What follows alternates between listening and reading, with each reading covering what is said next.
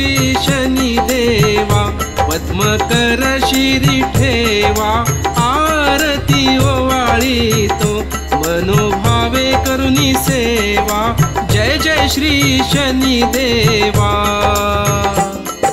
सूर्यसुता शनी मूर्ती, तुझी आगाध कीर्ती, एकमुखे काय वर्णू, शेषान चले स्फूर्ती, जय जय श्री शनी देवा। ही नीलांजन समाभासम रविपुत्र यमाग्रजम छाया मार्तंड संभुतम तन्नमामि शनेश्वरम। शनेश्वर महाराज की जय हो, हरेश्वर महाराज की जय हो, सर्वदैवत की जय हो, सर्व संतन की जय हो, धर्म की जय हो, अधर्म का नाश हो, गोहत्या बंदी हो, अपने अपने माता पिता की जय हो, जय हो, जय हो। परम पूज्य विश्व चैतन्य अंधारातून प्रकाशाकडे घेऊन जाणारे महान संत आणि माझे सद्गुरू चैतन्य त्यागेश्वर महाराजांना आपण वंदन करूया।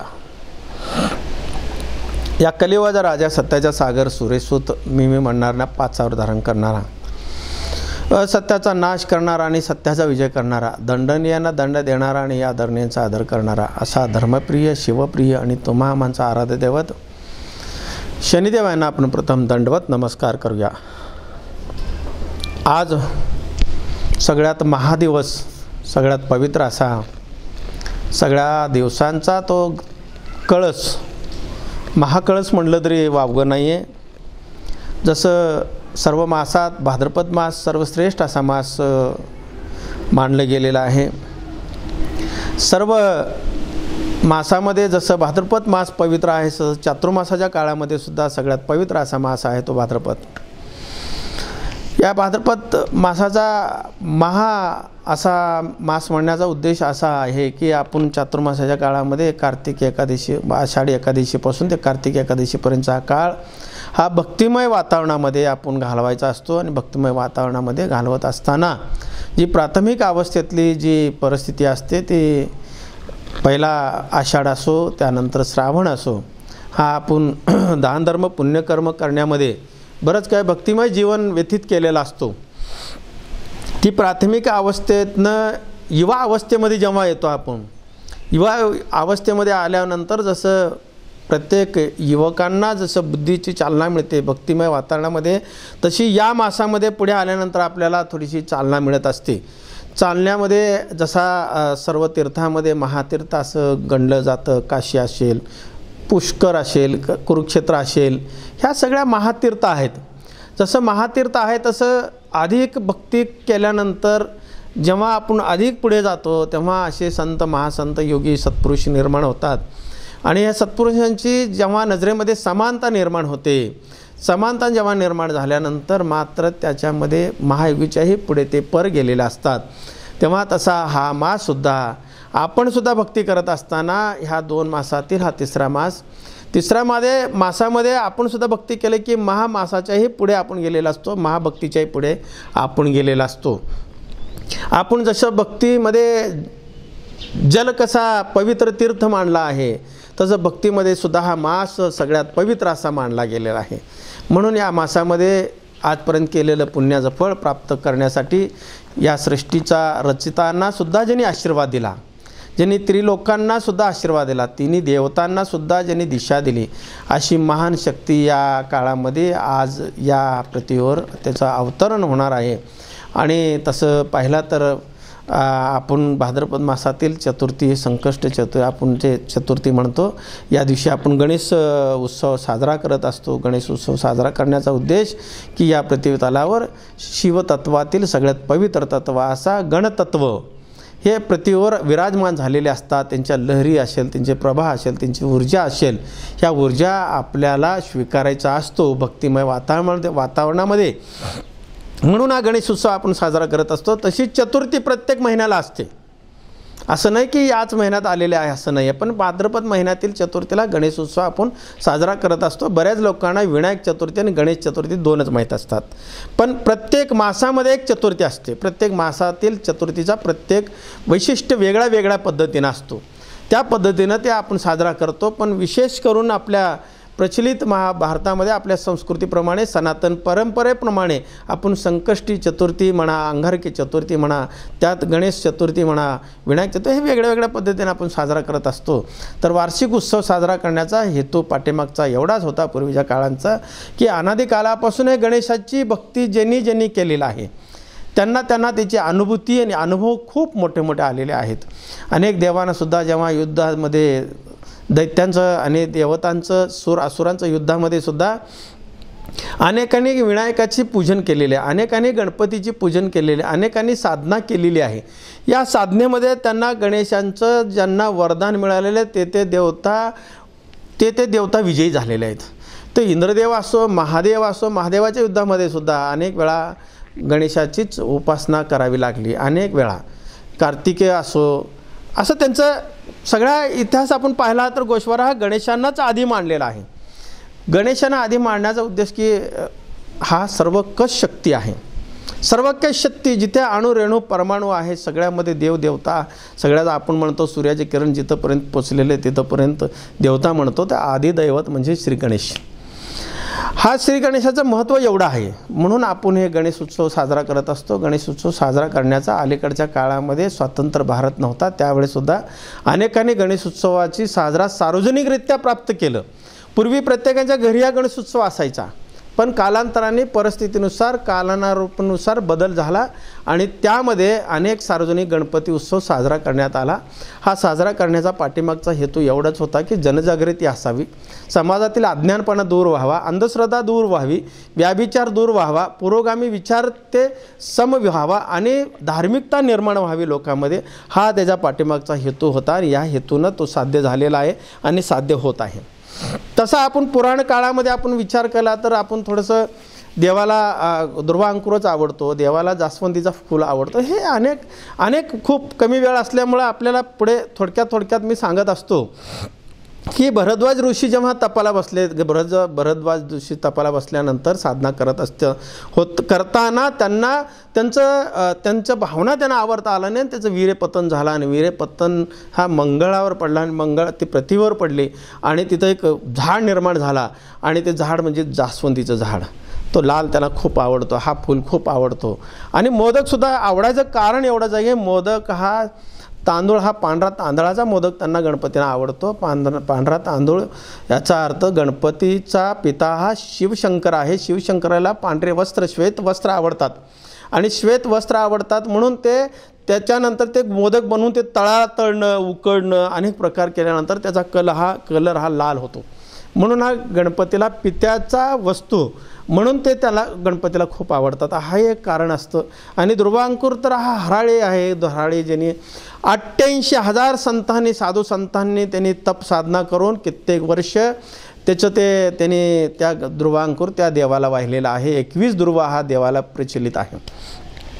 21 दुर्वाची जुडी करून त्यानं वाहिलेलं आहे. तेव्हा ते गणपती शांत झालेले. त्या अनलासुरांचं वध केलं, अनलासुरांना त्यांनी गिळलं असं एक आख्यायिका आहे. म्हणून त्यांनी ते शांत करण्यासाठी त्यांना हा दुर्वांकुर त्यांच्या मस्तकावर वाहिला जातो असं एक आख्यायिका आहे. अनेक पूर्वीचा आपण इतिहास पाहिला तर अगस्त्य ऋषींनी जेव्हा पूर्ण समुद्राचं पाणी पिऊन टाकलं त्याच्या अगोदर गणेश पूजन केलं, गणेशाची साधना केली त्यांनी.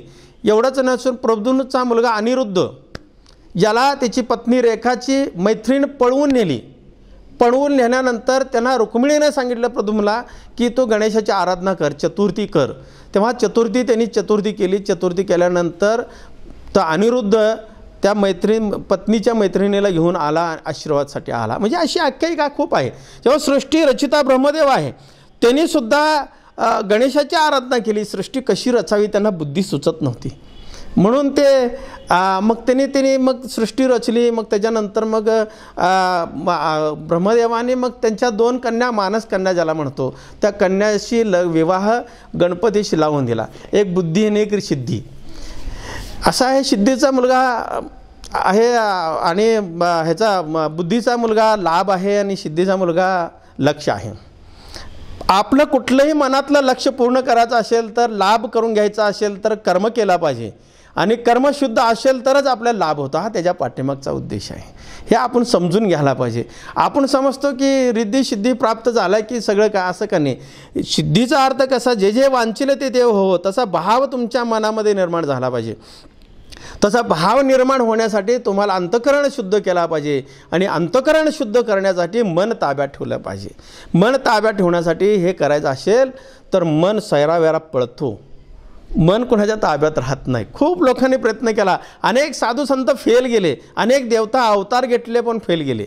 अनेक देवतासुद्धा अनेक मोहामध्ये फसलेले आहेत, अनेक याच्यामध्ये दंग झालेले आहेत. म्हणून आपण जे करत असतो, हे करत असताना जेव्हा आपण लक्ष साधत असतो, लक्ष साधत असताना लाभ मिळवण्याचा प्रयत्न करत असतो. हे प्रयत्न करत असताना आता गणपतीचा सारासार आपण जर विचार केला तर गणपती हा आपण पार्वती पुत्र असं म्हणतो, पार्वती पुत्र आहे असं म्हणतो. पण पार्वतीनं जेव्हा, अशी एक आख्यायिका आहे, पौराणिक आख्यायिका आहे. पौराणिक आख्यायिकामध्ये असं सांगितलेलं आहे की जेव्हा पार्वती माता स्नानासाठी गेल्या तेव्हा स्वतःच्या अंगाचा मळ काढला आणि मळाचा गणपती केला आणि त्यांनी ते दारावर बसवलं, त्याला संरक्षणासाठी थांबवलं. असे एक आख्यायिका आहे. ते आपण थोडंसं चिकित्सक आहोत. मी सगळं विज्ञान, आपण सगळं अध्यात्मामध्ये किंवा खूप खोलवर जात नाही, मी थोडासा विज्ञानवादी आहे. थोडासा दोन्हीचा सारासार विचार केला तर माझ्या लक्षात असं येतं, माझ्या मतानुसार, माझ्या बुद्धीप्रमाणे असं एक माझा विचार आहे की हे मळ काढणं म्हणजे तम, रज आणि सत्व, ही तिन्ही गुण त्यांनी काढून ठेवलं. तिन्ही गुण काढून ठेवलं म्हणजे आपण सुद्धा जेव्हा साधना करतो, साधना करत असताना अशा दुर्गुणाला जेव्हा आपण काढून देतो, सम असो दुर्जम असो काय असो, आपल्या मनामध्ये जे अहंकार असेल, अभिमान असेल, स्वाभिमान असेल, मत्सर असेल, द्वेष असेल, लोभ असेल, लाभ असेल, काय अपेक्षा असतील, ह्या सगळ्या जेव्हा आपण बाजूला ठेवतो, बाजूला ठेवलं तरच आपल्याला काय सिद्धी जातो, सिद्ध प्राप्त होते. सिद्धी प्राप्त होत नाही आणि सिद्धीच्याही पलीकडे पर जेव्हा जातो, ह्या सगळ्या गोष्टी केल्यानंतर रज तम आणि सत्व हे तिन्ही बाजूला ठेवल्यानंतर फक्त लय राहतो. फक्त लय राहतो. लय म्हणजे तुर्यावस्था. ती तुर्यावस्था जेव्हा प्राप्त होते तेव्हाच आपण देवासमान होऊ शकतो, नाही तर देवासमान होऊ शकत नाही. अनेक उपाधी लावलेले अनेक महान संतसुद्धा फसलेले आहेत. लक्षात ठेवा, त्यांना तुर्या अवस्था प्राप्त झालेलं नाही. तुर्या अवस्था प्राप्त करायचं असेल तर तुम्ही समच्या तिन्ही तत्वाच्याही पलीकडे गेल्या पाहिजे. तिन्ही तत्वाच्या पलीकडे गेलात तर आपण सगळं प्राप्त करू शकतो. अशी एक आख्यायिका गणपतीचा आहे, त्यामध्ये आलेला आहे की आपण म्हणतो की याच काळामध्ये चिकित्सा, याच काळामध्ये विज्ञान खूप आहे. त्या काळामध्ये विज्ञान होता असं मला वाटतं. त्या काळामध्ये असं विज्ञान होता की जेव्हा रागाच्या भरामध्ये शंकराने तेव्हा जेव्हा त्यांचं गणपतीचं शिरछेदन केलं, मुंडखं उडवलं आणि मुंडखं उडवल्यानंतर जेव्हा पार्वतींना हे कळलं आणि त्यांनी ते हट्ट धरला की माझा मुलगा हा प्रिय मुलगा आहे, कारण तो तिन्हीच्याही पलीकडं आहे, तिन्ही विकाराच्या पलीकडं आहे आणि हा तुर्यावस्थेतला आहे आणि हा मला प्राप्त पाहिजे मुलगा. असं कळल्यानंतर शंकरांना प्रश्न पडला आणि विष्णूने असं आख्यायिका की त्या हत्तीचं जो मस्तक आहे तो मस्तक घेऊन आले आणि मस्तकांना ते उत्तर दिशेचा मस्तक होता आणि त्यात अध्यात्म आहे आणि तो मस्तक आणून त्या गणपतीच्या शिरावर बसवलं. आणि बसवल्यानंतर मला असं वाटतं की शिरावर बसवणं म्हणजे हे बोलणं सोपं आहे. हे विज्ञानवादी आपण आहोत, अध्यात्म पण आहोत आणि धार्मिक पण आहोत. ह्या सगळ्या गोष्टीचा विचार केला तर त्यावेळेसुद्धा सर्जरी करण्याची खूप मोठे विद्वान, पंडित, महाविद्वानसुद्धा त्या काळात होते आणि ते सर्जरी करून त्या गणपतीच्या धडावर तो मस्तक हत्तीचा बसवला आणि हत्तीचा मस्तक बसून त्यांना जिवंतपणा दिला. संजीवनीचा असेल का असेल तो भाग वेगळा. पण हे सगळं करत असताना आपण असा विचार केला पाहिजे की त्या काळातसुद्धा कोणी कमी नव्हतं. त्या काळातसुद्धा हे सगळं भक्तिमय वातावरणामध्ये हे सगळं प्राप्त झालेली होती. असं गणपतीची आख्यायिका आहे. आणि ह्या गणेश उत्सव साजरा करत असताना आपण ह्या हल्लीच्या युगामध्ये, कलियुगामध्ये थोडंसं ह्या गोष्टीचा आपण विचार केला तर आपल्या लक्षात येईल. आपणसुद्धा जेव्हा गणपती उत्सव साजरा करत असताना तम, रज आणि सत्वाच्या पलीकडे आपण गेला पाहिजे. तुर्या अवस्थेमध्ये आपण गेला पाहिजे. आपण जेव्हा आजचा जो युवक आहे तो गणेशोत्सव साजरा करतो, तो मूळ उद्देशच बाजूला पडलेला आहे, मूळ हेतूच बाजूला पडलेले. आता खंडणी वसूल करणं, दुराचारी, व्याभिचारी, दम देणं, दमबाजी करणं, पैसे वसूल करून नाही ते नाटकं करणं, डॉल्बी लावणं, दारू पिणं, मिरवणूक काढणं आणि आपल्याच आई बहिणी आहेत का कोण आहेत आपण पाहत नाही, त्यांना नाही त्या प्रकारचे आपण हिणवतो, त्यांना दूषित भावनेने आपण पाहत असतो. याच्यासाठी तो उद्देश नाही आहे. त्या काळामध्ये तो उद्देश नव्हता आणि या काळामध्ये तो उद्देश नसावा, हा त्याच्या पाठीमागचा हेतू आहे. म्हणून मला एवढं सांगायचं आहे सगळ्यांना, आपण गणेशोत्सव साजरा करत असतो. गणेशोत्सव साजरा करत असताना गणपतीला साजेसं, या शक्तीला साजेसं, ह्या सर्वांनी देवदेवतांनीसुद्धा गणेशाची पूजा केल्याशिवाय कुठलेही विधी केलं नाही. तुम्ही घरीसुद्धा वास्तुशांती करत असता, गृहप्रवेश करत असताय, तुम्ही साधं पूजन करत असताय, देवाऱ्यामध्ये पूजन करत असताय, कुठले हवन करत असताय. हे करत असताना श्री गणेशाचं याग केल्याशिवाय कुठलंही कार्य सिद्धीस जाऊ शकत नाही. म्हणून ह्या पृथ्वी तलावर जे कणाकणामध्ये श्री गणेश आहेत, त्या गणेशाच्या तत्वानुसार आपण जर प्रचलित प्रगत युगामध्ये सुद्धा मूळ तत्वाला न सोडता जर आपण गणेशोत्सव साजरा केलात तर त्याचा लाभ आपल्याला नक्की मिळू शकतो. त्या काळात प्लास्टर पॅरिस वगैरे असा नव्हता की 10 फुटाची उंची असावी, 20 फुटाची उंची असावी, असा काहीच प्रकार नव्हता. खरंच शास्त्र काय सांगतो? शास्त्र हे सांगतो की रानातली चिकन माती आणायची आणि चिकन मातीचा गणपती प्रत्येकाने बनवायची. प्रत्येकांना बनवण्यासाठी त्यांना आपल्याला तेवढी कला प्रत्येकाकडे अवगत नव्हती. म्हणून गावातील सगळ्यात मोठा कलाकार असेल तर सोनार, सगळ्यात मोठा कलाकार हा सोनार. तो वस्तू घडवत असतो, त्याची नजर तेवढी पारक असते, शुद्ध असते, पवित्र असते. म्हणून ते सोनाराच्या घरातनं आपण मातीचं गणपती आणून गणेशोत्सव साजरा करण्याची ही प्रथा आहे. हा मूळ उद्देश आपण बाजूला सोडतो, त्याचा हेतू बाजूला सोडतो. आजकाल मुलंही आईवडिलांचे ऐकत नाहीत. ना ऐकण्याच्या पाठीमागचा भाव एवढाच आहे, त्यांच्या घरामध्ये भक्तिमय वातावरण नाही आहे, त्याच्या घरामध्ये भक्ती नाही आहे. आईवडील जर वेगळ्या पद्धतीनं असतील तर मुलं काय करणार? असेच करणार. म्हणून मला एवढं सांगायचं, गणेशोत्सव साजरा करण्याचा हेतू समजून घ्या, त्याचा उद्देश समजून घ्या. ही सर्वकष शक्ती आहे, सर्वकष शक्तीचाही तो आधी महाशक्ती आहे. म्हणून सर्व गणाचा तो महागण, गणाध्यक्ष म्हणलेला आहे. त्याला गणाध्यक्ष म्हणायचा उद्देश अष्टसिद्धी असतील, अशा अनेक अष्टविनायक असतील. गणपती काशीमध्ये तर 56 गणपती सांगितलेले आहेत. 56 गणपतीचं गणेश मंदिर तिथं आहे. त्या गणेशांचं सर्व पूजन झाल्याशिवाय, सर्व गणेशांचं पूजन झाल्याशिवाय मूळ शंकराचं, काशी विश्वेश्वराचं दर्शन घेता येत नाही. असं एवढी मोठी आख्यायिका गणपतीची आहे. कारण आधी ईश्वर आहे, तो सगळ्यांचाही ईश्वर आहे. सगळ्यांच्या स्वरात आपल्या घरामध्ये सुद्धा आपला मुलगा स्वराचा स्वर जर बनवायचा असेल तर ह्या तत्व आपण पाळलं पाहिजे. विचार प्रणालीला आपण दूर लोटता कामा नये, व्याभिचार होता कामा नये. मूळ हेतू समजून घ्या. ह्या घरातील गणपतीला आपण शांत करण्यासाठी काय केलं पाहिजे, हा हे मत आहे. म्हणून आपलं मन शांत करा, आपलं अंतःकरण शुद्ध करा. अंतःकरण शुद्ध केल्यानंतर मन शांत होतं. मन ताब्यात ठेवा, मन ताब्यात ठेवा. तुम्ही म्हणाल की गणपती एवढा मोठा आहे, हा एक प्रश्न खूप लोकांना आहे. तो त्यांचा वाहन हा उंदीर कसा, हा एक मोठा प्रश्न आहे. की जसा शंकराचा वाहन नंदी आहे, जसा विष्णूचा वाहन गरुड आहे, जसा ब्रह्मदेवाचं वाहन, अशा अनेक प्रकारचे अनेक कार्तिकेयचं वाहन वेगळा वेगळा आहे. पण हा मूषक जो आहे, याला शास्त्रीयदृष्ट्या मूषक हा शब्द आहे. हा मूषक याच्यासाठी आहे की तुम्हाला सांगतो, मूषक म्हणजे उंदीर. उंदरीन हा कुठेही कात्रत असते, कसलाही काय असू दे, तिची तर्कशुद्धी बुद्धी खूप फास्ट आहे, त्याच्याकडं बुद्धी खूप आहे. त्याची नवीन नवीन शोध लावत असते आणि काय पण कोतरत असते. तसं आपलं मनसुद्धा, आपण भक्तीला बसतो, पारायणात बसतो, सत्संगात बसतो, देवापुढेच बसतो, हात जोडतो, तरी पण आपलं मन कुठंतरी असं बाहेर भटकत असतं, एका ठिकाणी नसतं.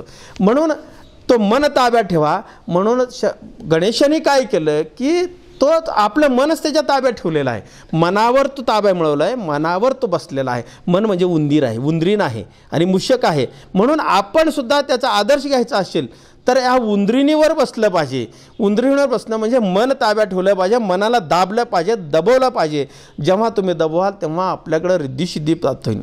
जेव्हा दबवलं रिद्धिसिद्धी प्राप्त होईल आणि रिद्धिसिद्धी प्राप्त झालं की लक्ष प्राप्त होईल आणि लक्ष प्राप्त झालं की आपला लाभ झाल्याशिवाय आपल्याला राहणार नाही. जीवनामध्ये लाभ करून घ्यायचा असेल तर एकमेव आहे, गणेशोत्सव साजरा करताना रीतिरिवाज प्रथाच्या पलीकडे जाता कामा नये. धर्माने आखून दिलेल्या, पुराणाने आखून दिलेल्या, साधू संतांनी आखून दिलेल्या, आईवडिलांनी जे आखून दिलेलं त्याची सीमारेषा ओलांडता कामा नये. सीमारेषा ओलांडल्यानंतर काय होते आपण रामायण पाहिलं आहे. मला अधिक काय सांगायची गरज नाही. म्हणून अगदी रामायणापासून, अगदी ह्याच्यापासून जर विचार केला, महाभारत असेल, जर 4 वेद असतील, 18 पुराण असतील, सगळ्यामध्ये श्री गणेशाची सुरुवात झालेली आहे. 7 शास्त्र असतील, 14 विद्या असतील, 64 कला असतील. ह्या सगळ्यांच्या प्राप्तीसाठी जर आपल्याला काय करायचं असेल तर श्री गणेशाच्या उपासनेशिवाय आपल्याला या कलियुगामध्ये पर्याय नाही.